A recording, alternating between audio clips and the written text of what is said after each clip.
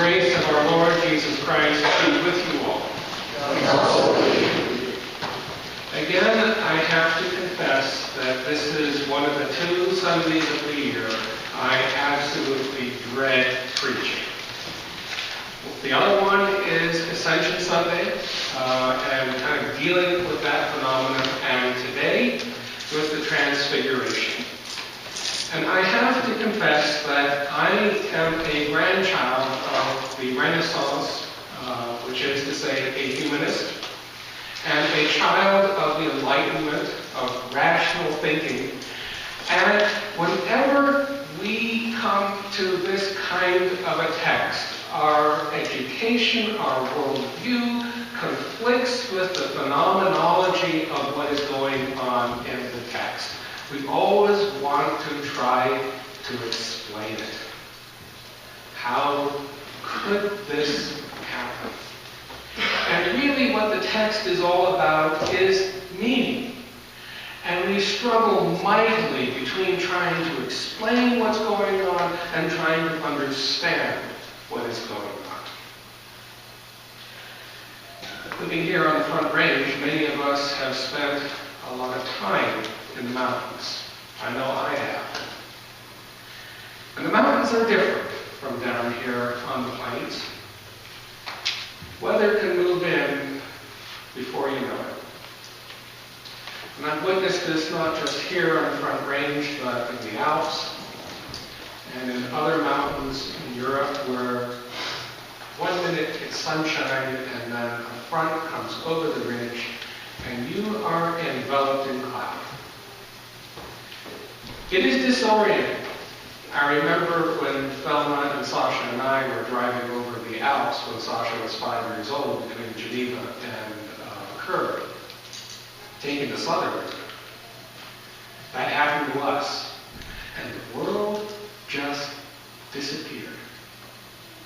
All we could see was 6 feet in front of us. And I have been in mountains where that has happened in other ways, and you begin to see and hear things that may or may not be there. It can be a terrifying experience.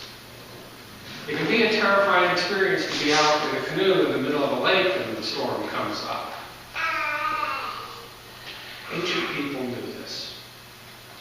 And they understood, at least in their perspective, that mountaintops are a place where the membrane between the human world and the divine world is very thin. And when you're up there, some disorienting things can happen, and if you have a theophany, which is another fancy Greek word for an encounter with God, it can also be revealing. And if you understand that, and then come back to the text, you can see that going on. This story is extremely disorienting for the disciples. At the same time, it is also revealing. But there is more going on here. The story is also confrontational. There is a line that the voice says, "This is my son, my beloved." We've seen this line in the Gospel of Mark before. It happened at Jesus' baptism. It occurs exactly here again. And if we think back to Jesus' baptism, it's not like the one that we just did, which is rather endearing. Mark says that the heavens were ripped open, and the Spirit came down, descending like a dove. It is a violent encounter.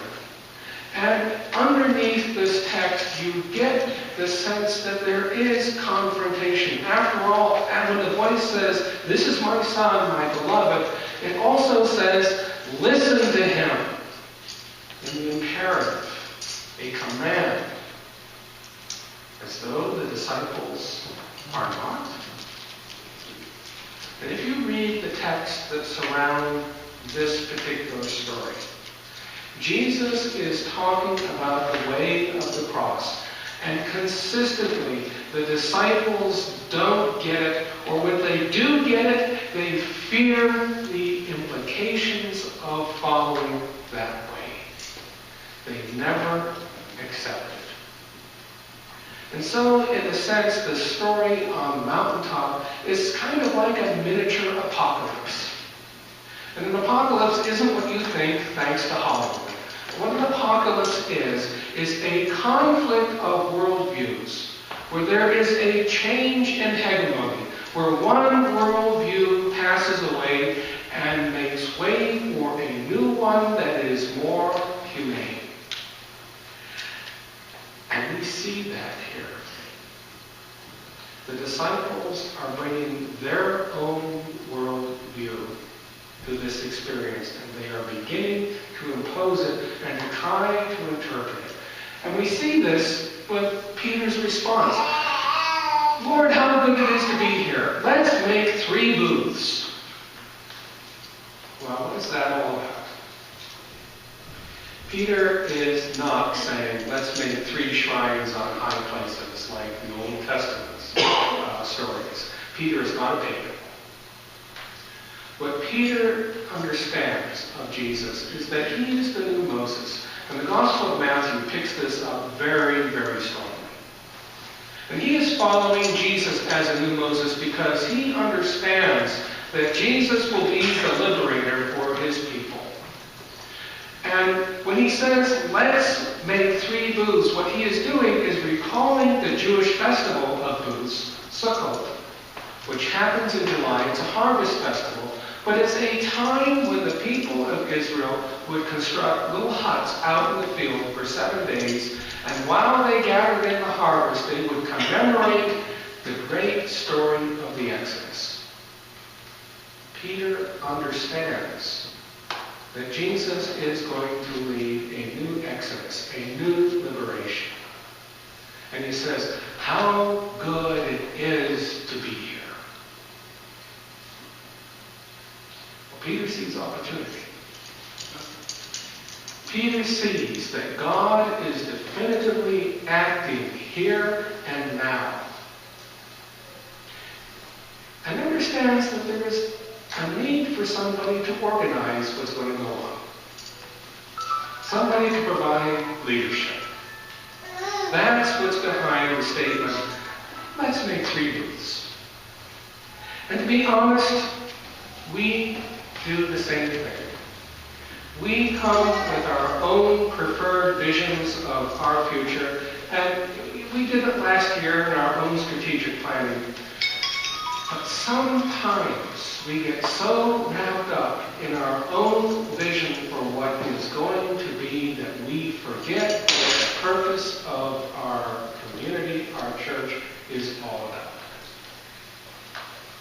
Both we and Peter forget this one very fundamental reality about human beings. Whatever we fight against, whatever we seek to overthrow, whatever we seek to replace, we end up becoming unless we have a distinctively clear vision for the alternative we are looking for and an ethos to bring it about. Time and again, we have changed things in human history, only to replace them with what was before. This is Peter's trap. And the voice that says, listen to him, is saying, no. What your vision is not adequate.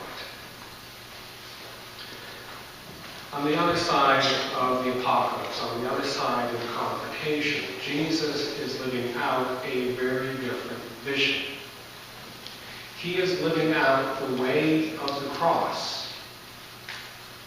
And that is being called to be present, to be embracing, and to be transformative. It is the way of the Messiah who is called to be present in the midst of pain and suffering. to transform by non-violent action, to absorb what is going on, to expunge it, and transform that evil into something good. We know what the greatest commands are. Jesus says, love God, love your neighbor. To be honest, anybody can do that. What Jesus is really getting at is the hardest saying that is in Christianity. Love your enemies, pray for those who persecute you. This is the way of the cross. Embracing what leads to death in order to transform it into something that leads to life. And the whole scene that is set up with Jesus in a white robe recalls the dream of Daniel, when all the nations are brought to judgment and the final empire is put down, the empire of iron teeth and bronze claws, and the new empire, symbolized by the Son of Man, the humane empire, gets blessing from God. This is what that vision is all about. That it is the way of the cross that brings this vision of a new humanity and a new community into being. Moses and Elijah are there in order to confirm that this way is the way that is confirmed by the law and the prophets. And so the story asks us a question. Same question as it asked the disciples. Do you have the courage? Do you dare to follow the way of the cross? To embrace all things? To expunge the evil in things as you embrace them? And to transform all things into something that gives life? Do we have the courage to follow that way?